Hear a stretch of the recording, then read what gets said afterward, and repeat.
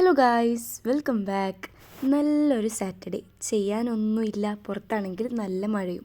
എനിക്ക് ഒരു ആർട്ട് ചെയ്യാനായിട്ട് തോന്നി. എന്നാലും കുറേ കഷ്ടപ്പെടേണ്ട, എന്നെങ്കിലും സിമ്പിളായിട്ട് പെട്ടെന്ന് തീരുന്ന ഒരു പണിയാണ് ഞാൻ മനസ്സിൽ കണ്ടത്. അതുപോലെ തന്നെ എൻ്റെ അടുത്ത് ഒരു വൈറ്റ് ബാഗ് ഉണ്ടായിരുന്നു, ഒരു ടോട്ട് ബാഗ്. അപ്പോൾ അതിലോട്ട് ഞാൻ സൈഡൊക്കെ പ്ലാസ്റ്റർ ഒട്ടിച്ചു. പിന്നെ എൻ്റെ ഫേവറേറ്റായ ടുലിപ്പ് ഫ്ലവർ തന്നെ ഞാൻ വരച്ചു കൊടുത്തു.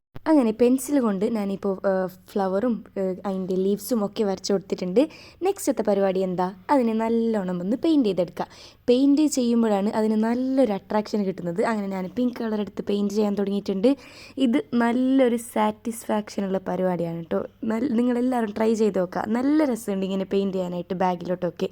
എന്നിട്ട് ടുലിപ്പ് ഫ്ലവറിൻ്റെ ഒന്നിലേക്ക് ഞാൻ വൈറ്റ് ഒന്നിങ്ങനെ ഡിസൈൻ ചെയ്ത് കൊടുത്തിട്ടുണ്ട്. പക്ഷേ എനിക്കത് ഭയങ്കര ഇഷ്ടപ്പെട്ടില്ല. ഒരു ലൈറ്റായ പോലെ ഫീൽ ചെയ്യുന്നുണ്ട്. നിങ്ങൾക്ക് വേണമെങ്കിൽ അങ്ങനെയും ചെയ്തെടുക്കാം.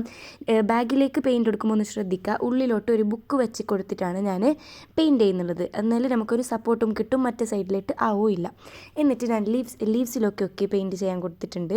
അങ്ങനെ നിങ്ങൾക്ക് ഇഷ്ടമുള്ള ഡിസൈനൊക്കെ ചെയ്ത് കൊടുക്കാം. ചെയ്ത് കൊടുക്കുമ്പോൾ നിങ്ങൾ ശ്രദ്ധിക്കേണ്ട ഒരു കാര്യമുണ്ട്, കുറച്ച് വലിയ പിക്ചേഴ്സൊക്കെ ആയിട്ടൊന്ന് വരച്ചു കൊടുക്കാം.